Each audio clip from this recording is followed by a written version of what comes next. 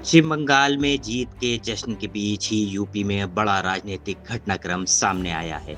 Bharatiya Janata party ने उत्तर प्रदेश में चुनावी तैयारियां शुरू कर दी हैं। बंगाल में बीजेपी की प्रचंड जीत और सरकार बनाने के बाद अब पार्टी का फोकस देश के सबसे बड़े राज्य उत्तर प्रदेश पर आ गया है। यूपी में 2027 में विधानसभा चुनाव होना है और इस चुनाव से पहले लगभग 2 साल से चर्चा में बना मंत्रिमंडल विस्तार आखिरकार रविवार को अमल में लाया गया। लेकिन इतने लंबे समय से टल रहा मंत्रिमंडल विस्तार अचानक बंगाल चुनाव के बाद क्यों हुआ? योगी सरकार ने किसके कतरे पर और किसका हुआ प्रमोशन? कौन नया चेहरा मंत्रिमंडल में हुआ शामिल? किस जाति के नेता को मिला महत्व? जानेंगे इंडियन प्रेस हाउस के मंत्रिमंडल विस्तार की इस इनसाइड स्टोरी में। सबसे पहले आपको बताते हैं कि कौन नए नाम इस योगी कैबिनेट में शामिल हुए। इस लिस्ट में कैबिनेट मंत्री की शपथ लेने वाले 2 नाम हैं, जिसमें सबसे बड़ा चेहरा भूपेंद्र चौधरी का है। चौधरी ओबीसी वर्ग से जाट बिरादरी से आते हैं। इसके बाद कैबिनेट मंत्री की शपथ लेने वाले सपा के बागी विधायक मनोज पांडे का नाम है। पांडे जनरल कैटेगरी के ब्राह्मण समाज से आते हैं। इसके साथ ही पासी समाज से आने वाली कृष्ण पासवान, वाल्मीकि समाज से आने वाले सुरेंद्र दिलेर और ओबीसी वर्ग की लोहार बिरादरी से आने वाले हंसराज विश्वकर्मा और लोध समाज के कैलाश राजपूत को राज्य मंत्री बनाया गया। इसके साथ ही प्रमोशन पाने वालों में अजीत पाल और सोमेन तोमर हैं। पाल और तोमर को राज्य मंत्री से प्रमोट कर स्वतंत्र प्रभार दिया गया है। हालांकि इस मंत्रिमंडल विस्तार पर कांग्रेस ने बड़ा आरोप भी लगा दिया है।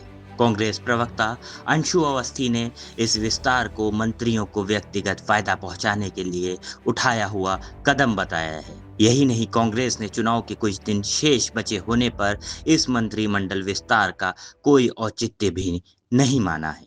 अब सरकार की विदाई के समय मंत्रिमंडल विस्तार का कोई औचित्य नहीं। अब चुनाव के कुछ दिन शेष बचे हैं। सरकार की जिम्मेदारी थी कि पहले पंचायत चुनाव कराती, उसके बाद विधानसभा चुनाव कराती।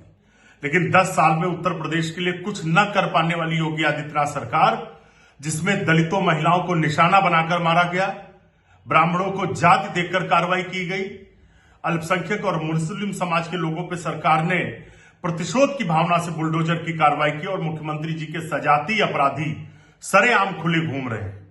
तो ऐसे समय में मंत्रिमंडल विस्तार का कोई औचित्य नहीं बनता। मंत्रिमंडल विस्तार सिर्फ भारतीय जनता पार्टी के नेताओं को व्यक्तिगत फायदा पहुंचाने के लिए है। जो आम जनता की गाढ़ी कमाई का टैक्स का पैसा है, उसको उन मंत्रियों पर लुटाया जा रहा है। वहीं भारतीय जनता पार्टी ने इसको 2027 के चुनाव में विपक्ष को पूरी तरह से खत्म और मुद्दा विहीन होने वाला कदम माना है।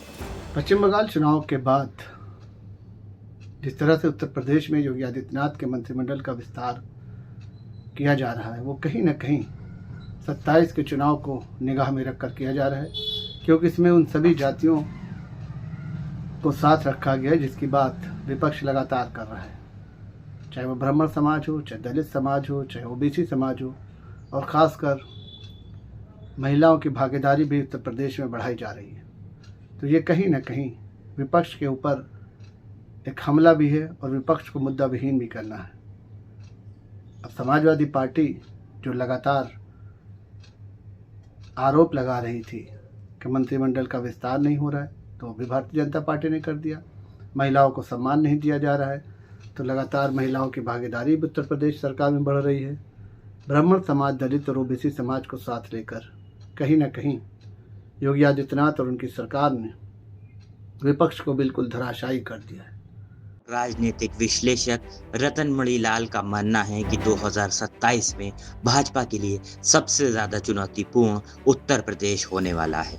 ऐसे में पार्टी के समर्थक वर्ग और नाराज चल रहे ब्राह्मण वर्ग को साधने की कोशिश भी इस मंत्रिमंडल विस्तार से की गई है। इस बात के तो बिल्कुल साफ संकेत मिल रहे थे कि पश्चिम बंगाल और तमिलनाडु, केरल के चुनाव के बाद भारतीय जनता पार्टी का पूरा फोकस उत्तर प्रदेश के चुनाव पर ही होगा, क्योंकि अगले साल होने वाले चुनाव में उत्तर प्रदेश ही सबसे ज़्यादा चुनौतीपूर्ण और सबसे ज़्यादा चैलेंजिंग है पार्टी के लिए।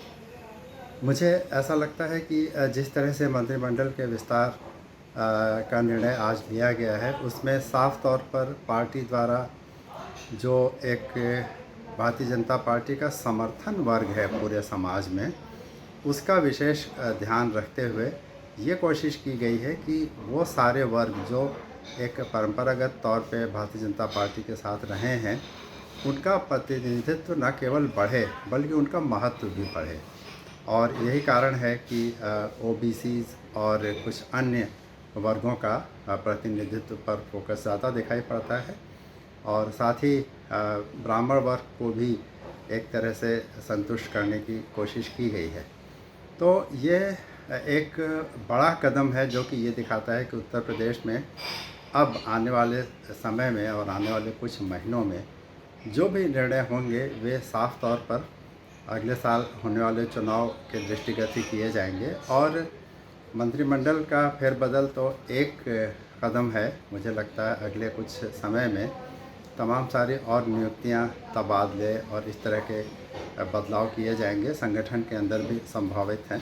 बहरहाल यूपी का ये मंत्रिमंडल विस्तार अगले साल होने वाले 2027 के विधानसभा चुनाव में कितना असर डालने वाला है, ये वक्त बताएगा। इंडियन प्रेस हाउस के लिए अरसलान समदी की रिपोर्ट।